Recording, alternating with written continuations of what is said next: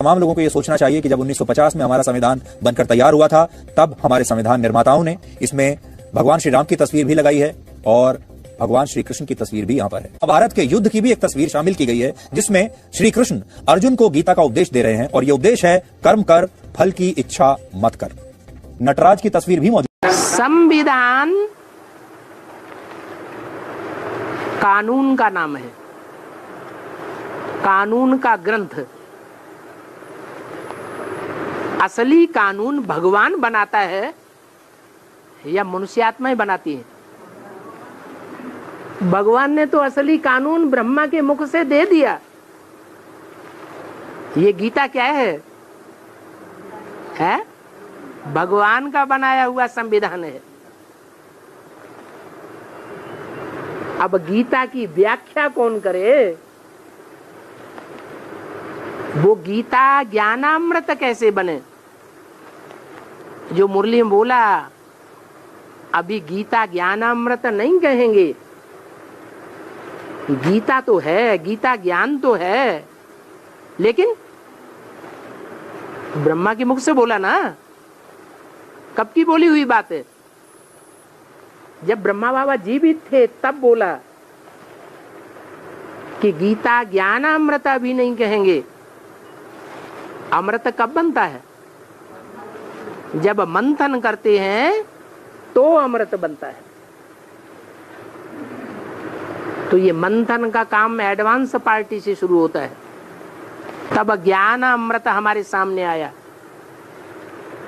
उस अमृत को पी करके देवताएं अमर बनते हैं, अमरपुरी में जाते हैं। विधान पालिका का मतलब है कानून बनाती है, सिर्फ कानून का पालन करना ये विधान पालिका के हाथ में नहीं है। कानून को पालन कराने का काम कार्यपालिका का है। वो कानून को कार्य में लाती है।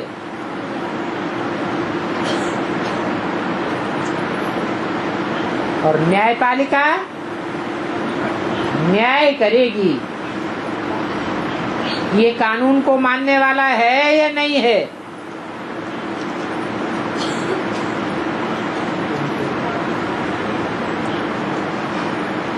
कार्य करने वाली पब्लिक होती है,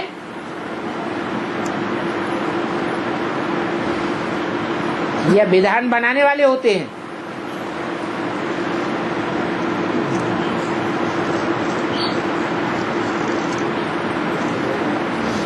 प्रैक्टिकल में लाने वाले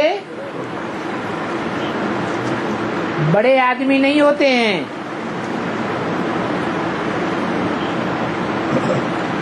जो प्रैक्टिकल में लाने वाले हैं वो साधारण पब्लिक होती है।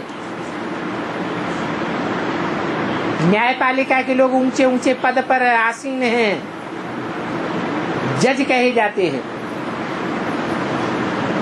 न्यायाधीश कहे जाते हैं।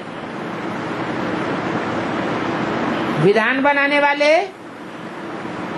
विधान परिषद में बैठने वाले बड़े बड़े मंत्री कहे जाते हैं। एमएलए और एमए,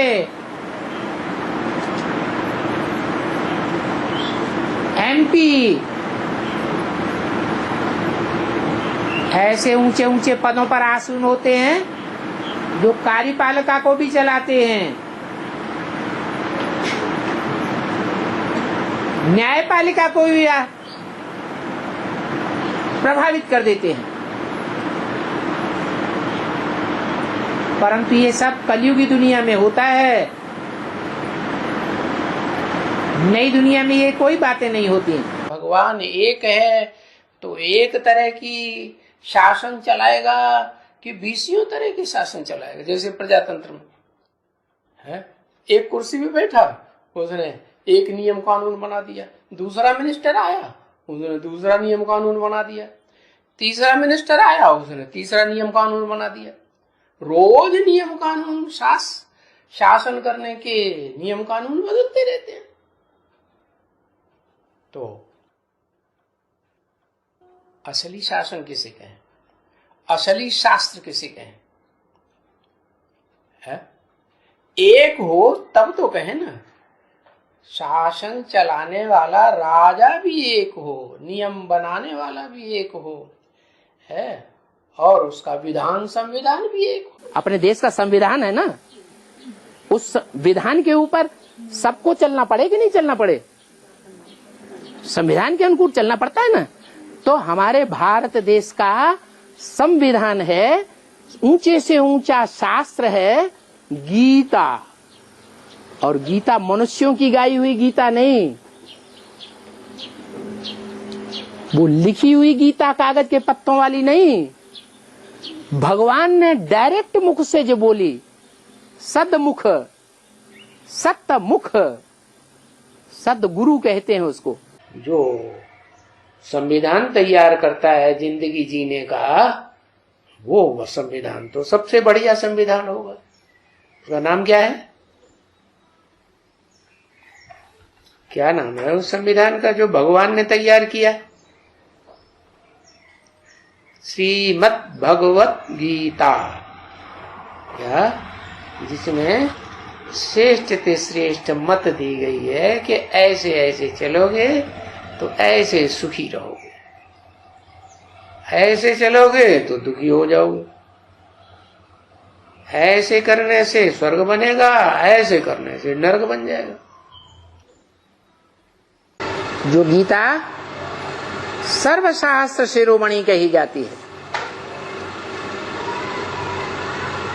शास्त्र माना ही शासन करने का विधान, संविधान। वास्तव में सम माने संपूर्ण, विधान माने कानून। संपूर्ण कानून संपूर्ण आत्मा ही बनाएगी या अधूरे मनुष्य बनाएंगे? तो संपूर्ण आत्मा कौन है?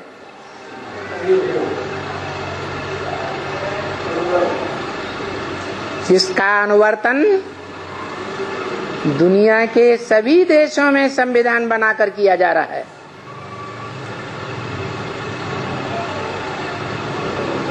यही बात गीता में लिखी है कि भगवान जो आकर के रास्ता बना देते हैं, उसी रास्ते का सारी दुनिया अनुगमन करती है। मम वर्तमान वर्तन्ते मनुष्या पार्थ सर्वस्य।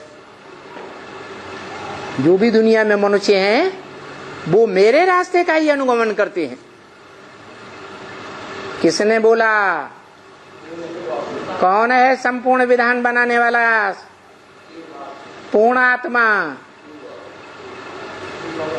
एक ही है,